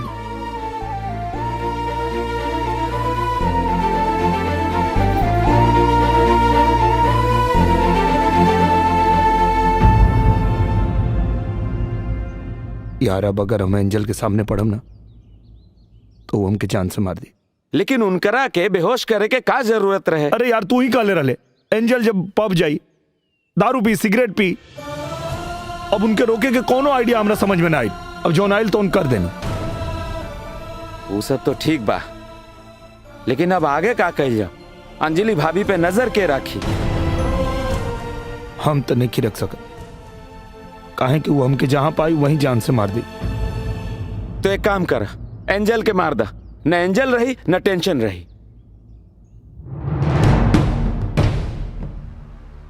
सही कहता रे तू। का एंजल के मार देता नहीं? एंजल के मार देता नहीं? अरे अरे एंजल मर जाई तो अंजलि भाभी भी मर जाई हैं। भुला गईला कि दोनों एक ही बा ना।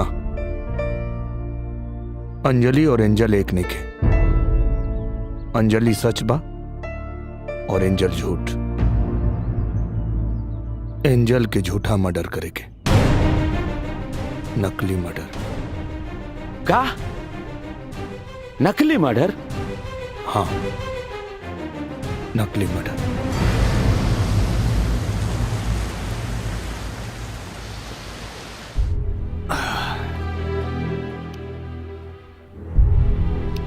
पता ना, पर एंजल अंजलि का दिमाग का उपज है। अगर अंजलि के दिमाग में एंजल मर जाती है तब कमा सकेला तुम्हारा आइडिया। लेकिन ये तू करवा कैसे? हमार भाड़ा के गुंडा लोग उनके किडनैप करी हैं और उनका के एक सुनसान जगह पे लेके जाए, वहां उनके नकली गोली मारल जाए। गन के गोली में नशा हुई और एंजल बेहोश हो जाए। अरे इतना ड्रामा करे के का जरूरत बा? साफ साफ अंजलि भाभी के बता दिया जाओ कि एंजल मर गई भी है। अरे एंजल अंजलि के दिमाग इस्तेमाल करे ले तो कहीं ना कहीं अंजलि के दिमाग में छप जाए कि चाहिए कि एंजल मर गई। एक खातिर ही ड्रामा कर जरूरी बा। बिल्कुल सही, यही ठीक रही।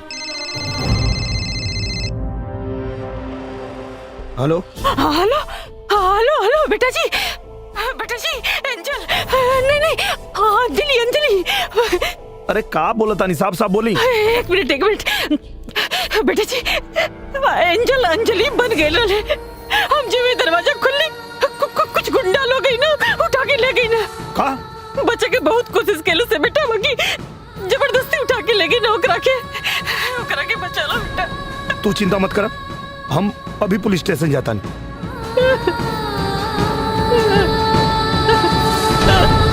अरे मेरे भाई जल्दी से ठीक कर रे। ए देवा, कहाँ फंस गया मैं?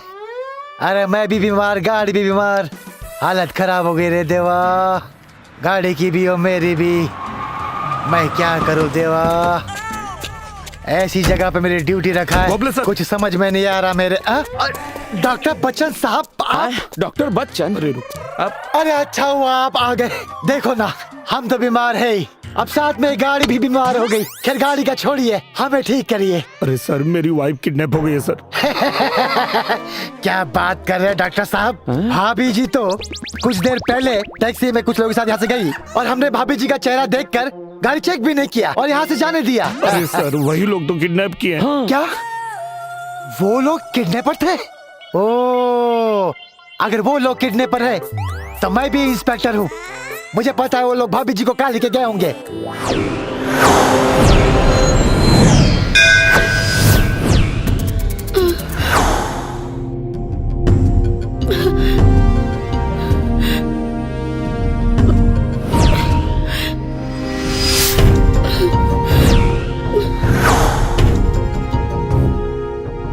के बाड़ा तू? हमरा के यहाँ काहे ले आइल बाड़ा? बदला लेवे खातिर। कैसन बदला? तोर मरद हमरा मेहरारू के सामने हमरा सच के नंगा के ले रहल। ए नाते जहाँ तोनी के ब्याह भइल रहे। आज दुनिया के सामने तो सच्चाई नंगा करे खातिर ले आइल बानी। कैसन सच्चाई? ये कि सुपरस्टार निरहुआ के मेहरारू एगो पागल हिया। जब चाहेली वो अपन रूप बदल लेवेली। पागल तो हमरा कितने लागत बाड़ी। बस थोड़ी देर में सब पता चल जाई कि पागल के हिया। बस खाली हमरा एंजल के आवे के इंतजार बा। के एंजल?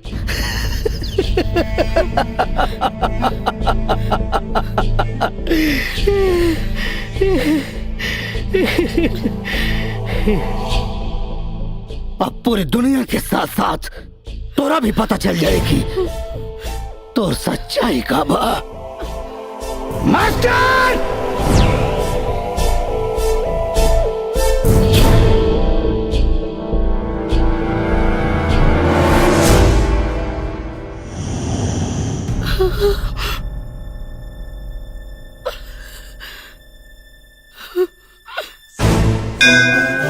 नास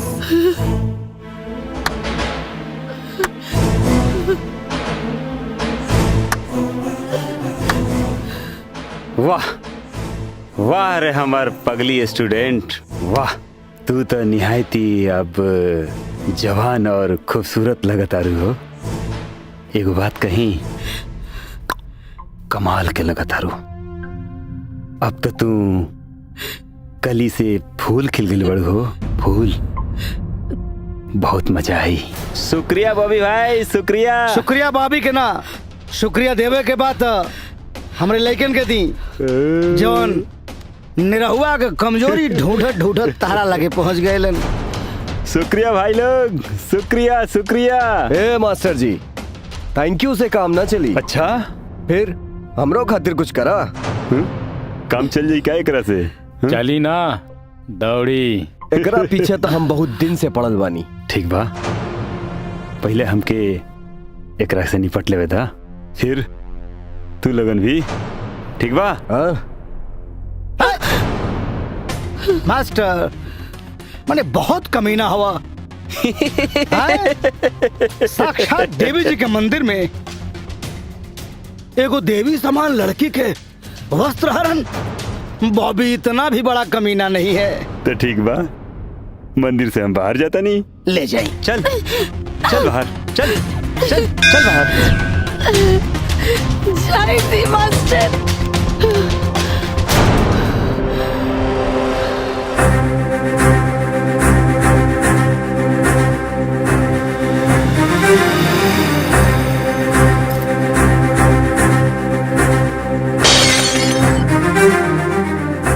दोबारा हमके छुए के कोशिश भी मत करी हा। हमार बिटिया झूठ ना बोल सकत। मास्टर ते फिर आ गई ले।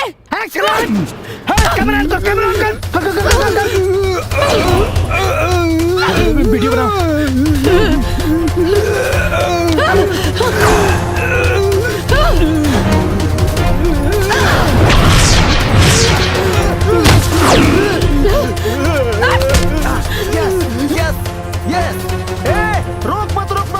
मार दे मार दे मार दे मार दे मार दे मार दे मार दे।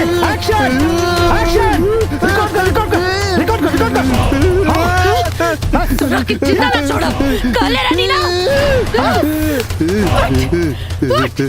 काले रानी ना, वापस मत आई है।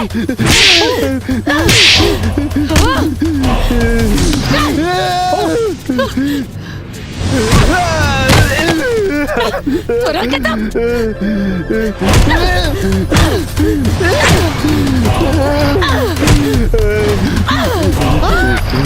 मार दे तोरा के।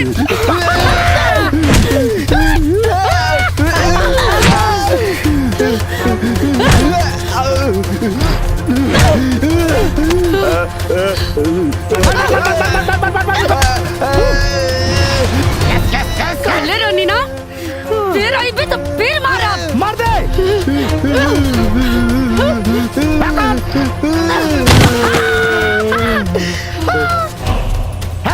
फोन हमके दे।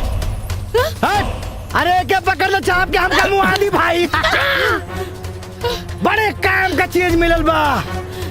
आओ बेटा, पूरी दुनिया के दिखाई तो सच्चाई, नंगा करके छोड़ो।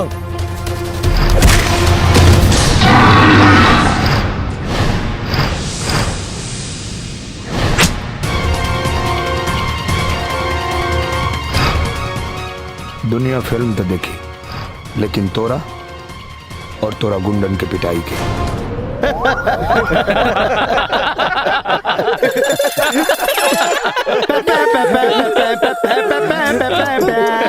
दुल्हन रहे बीमार, अरे दुल्हन रहे बीमार, निरहुआ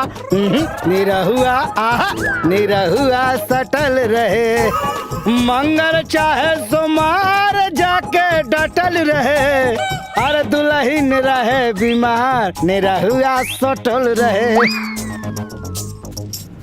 बाकी एक बात याद रखिया, हम और हमारी गुंडा पार्टी तोहरा लड़की से सटे ना दे।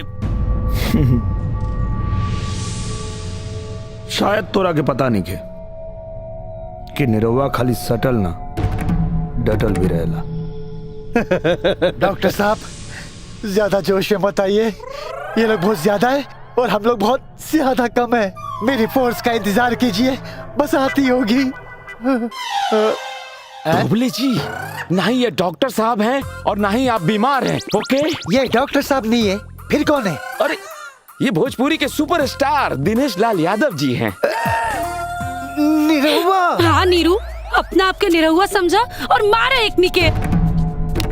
कैमरामैन हरीश के साथ ओके निरहुआ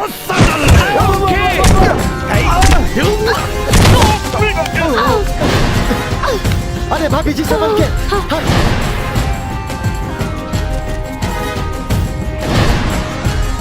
भाभी जी यहाँ छुप जाइए, आइए।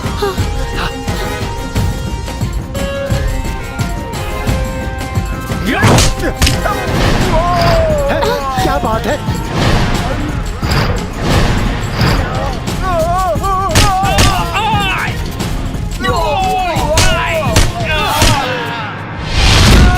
वाह, क्या चक्री घुमाया।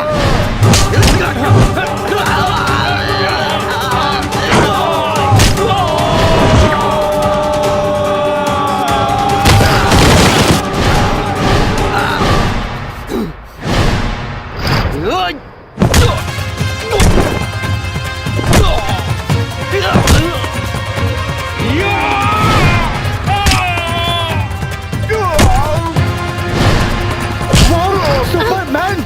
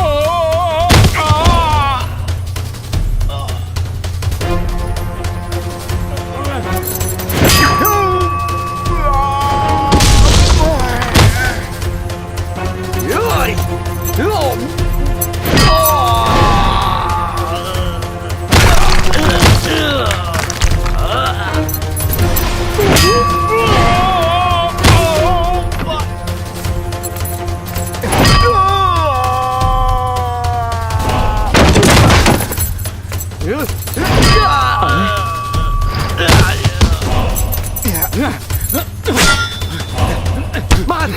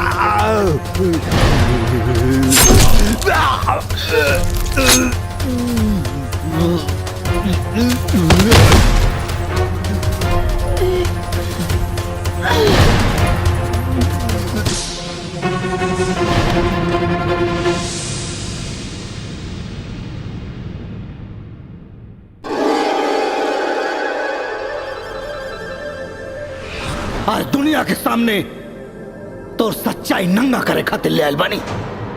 कैसन सच्चाई? यह कि सुपरस्टार निरहुआ के मेहरारू एगो पागल हिया। बस खाली हमरा एंजल के आवे के इंतजार बा। के एंजल? डॉक्टर साहब, अंजलि के आधा सच पता चल चुकल बा। अच्छा ये हुई कि इनके पूरा सच पता था, न तो बहुत बड़ मुसीबत आ सकेला। हम बताइब डॉक्टर साहब,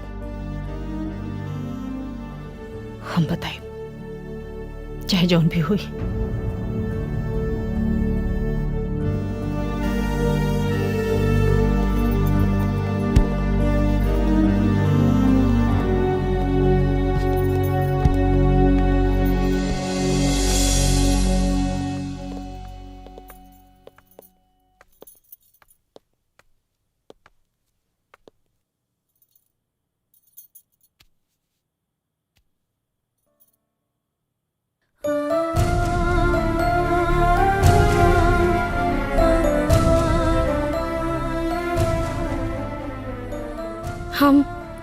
हम यहाँ कैसे?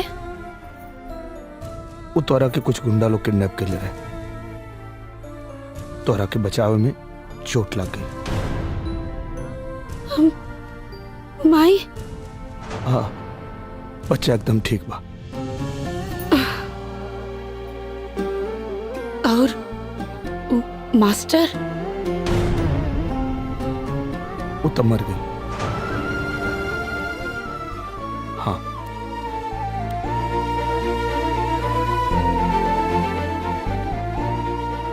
ये देखा। बहुत अच्छा भाई। कैसे हो बिटिया? बस माई तनी सा दर्द बा। थोड़ा सा दर्द और बर्दाश्त करे के पड़ी। काहे? तोरा के एंजल के बारे में कुछ बतावे के बा बेटा। के एंजल? ये एंजल वो मास्टर और बॉबी की चाल रहे। ओकनी के पता रहे कि मास्टर के देख के हम गुस्सा में आ जानी, और यह बात के फायदा उठा के वो लोग हमरा के पागल साबित करे के चाहत रहे। इनका से बदला लेवल चाहत रहे, और रउआ लोग भी ओकनी के बात में आ गई नहीं। कहा अंजलि वो हमने के लगल कि शायद तू ओकनी के बात में आ गेलू। हाँ, हम कहाँ आई बुकनी के बात में? चली, मरीज के आराम के सख्त जरूरत बा। अंजलि तू आराम करा, आप लोग बाहर चलो प्लीज। आराम कर बेटा।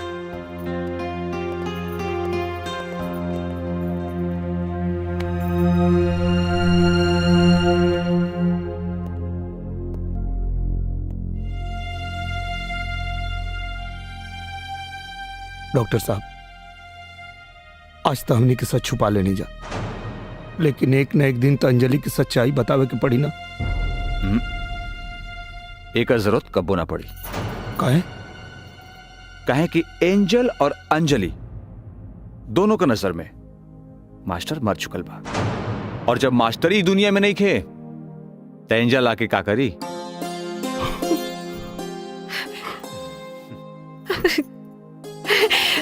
बेटा